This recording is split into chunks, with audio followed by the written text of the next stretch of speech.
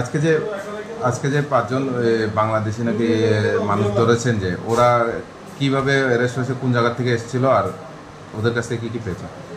আচ্ছা, আমার কাছে একটা গোপন খবর আসছিল যে আশ্রামবাড়ির দিক থেকে 5 জন বাংলাদেশি আগরতলা দিক দিয়ে রওনা দিতেছে। তো এই খবর পাওয়ার লগের সঙ্গে সঙ্গে আমি অঞ্জিতি নাকাতে আছি। তো নাকাতে গাড়িটারে স্টপ করছে। নাকাটা কোন জায়গা ছিল? বেলসং নাকা। ওদের নাম কি? ওদের নাম হচ্ছে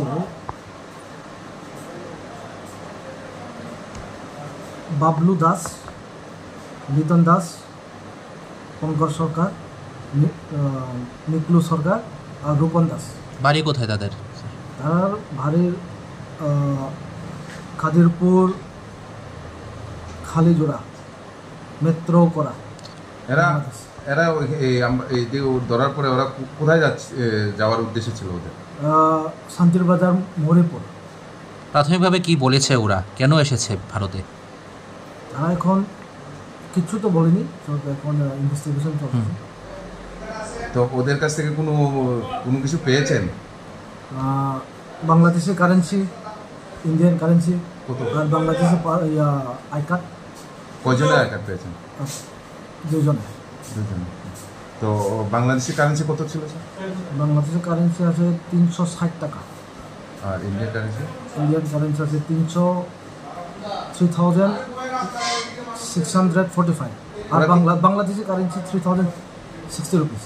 ওরা কি আজকে আসামবাড়ি এসেছিল না আগে এসেছিল? আজকে সকাল 10টার দিকে রওনা দিয়েছি বলে তারা বাংলাদেশ থেকে। বাংলাদেশ সকাল 8টা থেকে রওনা দিয়েছে। আসামবাড়ি বর্ডার দিয়ে এসেছে। আসামবাড়ি বর্ডার দিক দিয়ে। এখন কি আপনারা খোয়াই থানার হাতে হ্যান্ড ওভার করেছেন? খোয়াই থানার হ্যান্ড ওভার করেছে। Thank you.